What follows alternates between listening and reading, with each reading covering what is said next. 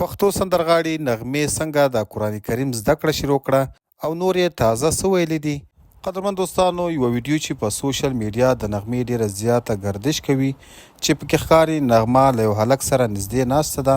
هغه هلک د قرآن کریم تلاوت کوي او دا هم د دې تلاوت په دوران کې څه مهمې خبرې کوي.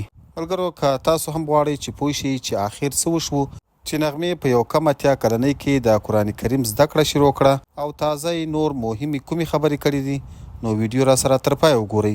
ملګرو، د افغانستان تر ټولو ښایسته، خوږوازه او ایکانیک سندرغاړي ښاپیرۍ نغمه چې نن سبا په امریکا کې اوسیږي او هلته خپله زندگی تیروي، یوه نوې تازه ویډیو په سوشل میډیا باندې وایرل شوې ده چې په هغې کې یو هلک د قرآن کریم تلاوت کوي او دې ورته غوږ نیولی. د دغه هلک د تلاوت په دوران کې ښاپیرۍ نغمه وایي چې ما هم د قرآن کریم زده کړه شروع کړې ده او دا زما خوریی یعنی د خور زوی دی.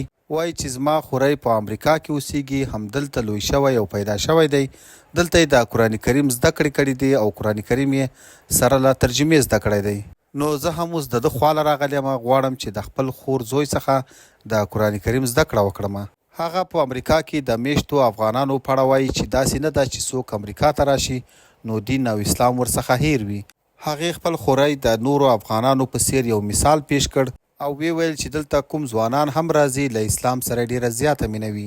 هغې په خپلو خبرو کې پښتنو او د نړۍ ټولو مسلمانانو ته یوه سپارښتنه وکړه او وی ویل چې ځانونه اسلام ته نږدې وساتئ او د اسلامي احکامو پابند اوسئ. قدرمن دوستانو، د نغمې دا تر ټولو نیک او بختور اقدام دی. الله دې ټول شرعي ارمانونه ورپوره کړي او الله دې په ژوند کې برکت واچوي. ملګرو، د نغمې دغه ویډیو کلیپ په سوشل میډیا، فیسبوک، ټیک ټاک او یوټیوب باندې ډیره زیاته وایرل شوې وه او خلکو ته یو خاص پیغام پکې لرل. ملګرو، تاسو د نغمې د دغه تازه ویډیو په اړه څه نظر لرئ؟